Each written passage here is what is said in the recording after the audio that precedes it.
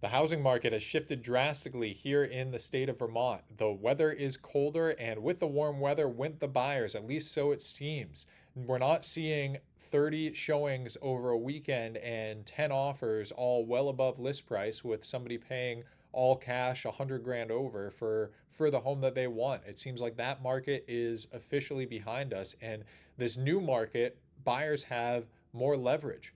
Buyers are negotiating contracts more. There's more deals falling through because of home inspections and things along those lines. So, what's going on in the Vermont housing market? We're going to take a look at the data to help you make the best decision with your home purchase or home sale. Quickly, before we get into that, my name is Liam O'Reilly. I'm a realtor with Jerry Riley Real Estate. If you have any real estate needs, all my contact information is in the description. Reach out to me directly. I would be happy to help. And let's talk about these numbers here. So, looking first at the median sales price across the state, we have October here at 389,000, so relatively unchanged from the peak. I expect that we're going to see that number come down as we move into the winter. As we saw last year, you see this dip occurred in February with the median sales price dropping steadily between November and February. A lot of that is a function of the homes being sold and the sheer volume of homes. There's just less homes being sold, and a lot of them are at a lower price point over this holiday season as many sellers gear up to list and sell their homes in the busy season, which is the spring. So I expect we'll see this come down over the next few months, but I don't expect to see a prolonged decline in median sales price. And we're going to talk about why using a few different metrics in this video here, but let's just focus on what's going on in the current market right now. Something else I wanted to point out is unsold listings. This is something that I've been keeping track of, and we can see them start to tick up starting in about July of this year. They have almost doubled since July. They're up 20% year over year and 10% from the last month. You can see it's well below historic norms, well below pre pandemic levels, but we could see it get there quite quickly. Now, this is an extremely delayed measure because these are homes that have sat on the market for 6 months or maybe a year and then have expired. Their contract with their listing agent has expired, or they've decided to take their home off the market, and for whatever reason, it's just not selling. There's not a buyer out there for it. Maybe they're priced too high and they can't get the number they're looking for, but they didn't sell their home.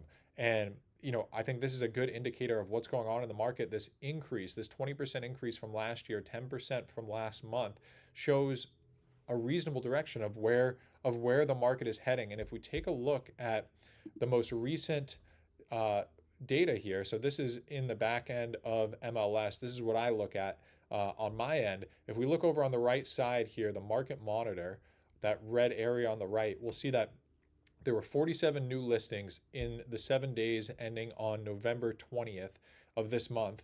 Um, but there's 54 listings that had a price train change. Now, some of those are price increases. If it's new construction, with the cost of construction going up, sometimes builders increase their price, but the majority of those 54 listings are price decreases. So we have more listings on the market that are dropping their price than we had new listings coming to the market, which I think is just very interesting data. In addition, this middle line here, back on the market, 7 listings coming back to the market in these 7 days, and then 21 expired and terminated listings. So 47 new listings. When we take a look at the homes going under contract, there's only 74 homes that went under contract. Now, this isn't for the entire state of Vermont.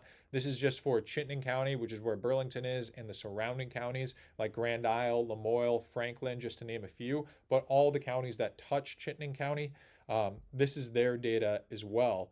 And so we see here 74 homes under contract, but we have 47 new homes coming to the market, 21 new homes expired. So that's about 70 listings there, and then another 54 that have reduced their price. So as far as the homes being sold, the homes going pending, the homes going under contract, it seems like right now there's less homes going under contract and more homes, a little bit more as inventory continues to come to the market. That's causing active inventory to build slightly. And if we head back over, I guess it's basically flat month over month, but listings are expiring. people are dropping their prices, and it is a slow time of year. So we would really expect this active inventory to start to drop off a little bit. At least that's what I would expect. What it looks like it builds over the summer here. When we go back to 2022 data, the lowest time for active inventory was over the winter when less people are listing their homes, like I discussed at the beginning of the video. Um, and what we're seeing now is more of stable inventory. So there's still people listing their homes, but less homes are being sold. When we go to pending sales here, let's see, pending sales down 6.9% from last month. They're up slightly year over year. I'm a little bit surprised about that. That's certainly not the feel that I'm getting in the market. And um, to talk about some anecdotal stories, definitely what I'm noticing around the housing market, what I'm seeing in the listings that I'm showing to buyers is a lot of these homes, they're not going under contract that first week anymore. A lot of listings are sitting for 7, 20, 30 days, maybe even 2 months before they find the right buyer. They find the buyer that is willing to put in an offer at an acceptable price for the seller. And if you're a seller that needs to sell quick, it's a really tough market for you right now. And I can think of one listing in particular where they started at around 360,000. All the comps showed the next lowest sale in their condo community was for 350,000 in this year in 2023, and they ended up dropping their price all the way down to 305,000. So they were offering it for well under what the other comps showed. And I think it's just a function of there being less buyers out there. There really wasn't anything too wrong with the unit. It was in reasonable shape, but for whatever reason, they couldn't find a buyer at the price that they were looking for. So buyers definitely have more leverage than they did in the past. That being said, multiple offers aren't completely gone.